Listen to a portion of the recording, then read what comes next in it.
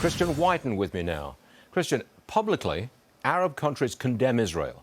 Privately, they express a lot of exasperation with Hamas. Do you think that leaves the door open for renewal of the Saudi-Israel peace deal? Eventually, yes. Hamas actually is indistinguished from the Muslim Brotherhood by most Arab governments. They just view it as the armed wing of the Muslim Brotherhood.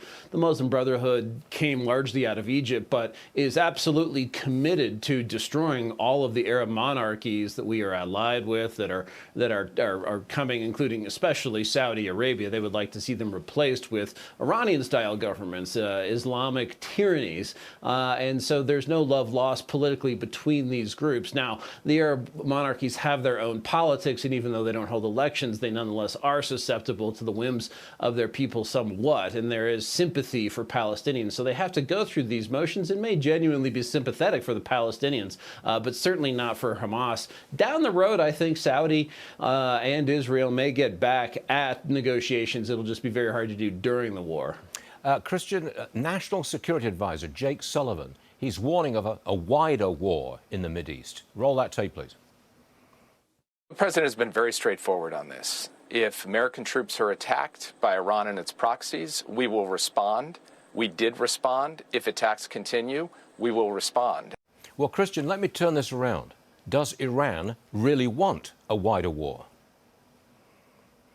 They'd certainly like to erode what we have, what's left of U.S. power in the region. It's a little unclear to me why we still have troops in Iraq, for example, which is an Iranian proxy. That fight was lost a long time ago. And in Syria, no one can really explain why U.S. forces remain. ISIS was defeated long ago, and our departure would not result in their wellspring again. But certainly, any case that Iran can increase its strength, whether that's in Iraq, whether that's with Hezbollah in Lebanon, etc. Also by kicking up the Houthi again as a weapon to use against Saudi Arabia, against the UAE. They're looking for opportunities to do that and doing them fairly well. I don't think they want full-out war because they realize that, in particular, Israel could smack them extremely hard. In fact, with nuclear weapons, if necessary. I don't think that's at all likely. But it'll play sort of a half-war game. How do you see Israel's, I'm going to call it an invasion of Gaza, it's certainly a very large incursion. How do you see it playing out? They're in this thing for a long period of time, months, maybe a year? I think so. There's no real explanation of what comes next. You know, to hear Jake Sullivan and everyone repeat the catechism of a two-state solution. The two-state solution is as dead as Julius Caesar.